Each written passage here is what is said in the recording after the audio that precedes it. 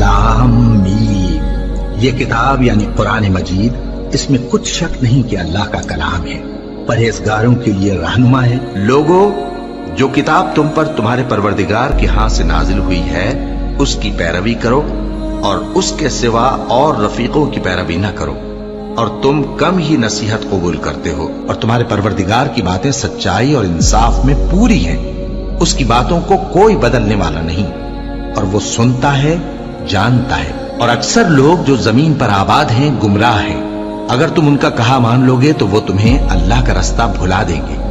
ये महज गुमान के पीछे चलते और निरे अटकल के तीर चलाते हैं। तुम्हारा परवरदिगार उन लोगों को खूब जानता है जो उसके रास्ते से भटके हुए हैं, और उनसे भी खूब वाकिफ है जो रास्ते पर चल रहे हैं। भला ये कुरान में गौर क्यों नहीं करते? अगर ये अल्लाह के सिवा किसी और का कलाम होता तो इसमें वो बहुत सा इख्तिलाफ पाते। और ए पैगंबर सल्लल्लाहु अलैहि वसल्लम, वही के पढ़ने के लिए अपनी जबान को तेज तेज हरकत ना दिया करो कि इसको जल्द सीख लो। इसका जमा करना और पढ़ाना हमारे जिम्मे है। सो जब हम इसे पढ़ा करें तो तुम उसको सुना करो और फिर उसी तरह पढ़ा करो।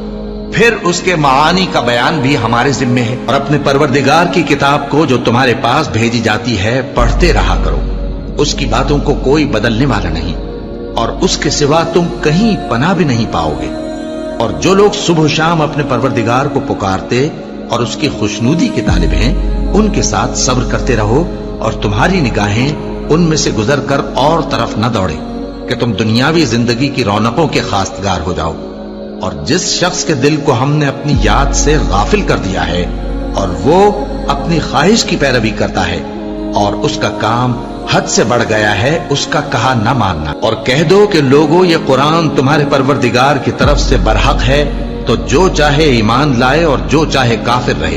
हमने जालिमों के लिए दोज़ख की आग तैयार कर रखी है जिसकी कनातें उनको घेर रही होंगी, और अगर फरियाद करेंगे तो ऐसे खौलते हुए पानी से उनकी दादरसी की जाएगी जो पिघले हुए तांबे की तरह गर्म होगा और जो उनके चेहरों को भून डालेगा।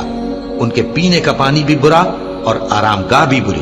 बेशक ये किताब नसीहत हम ही ने उतारी है और यकीनन हम इसके निगहबान हैं।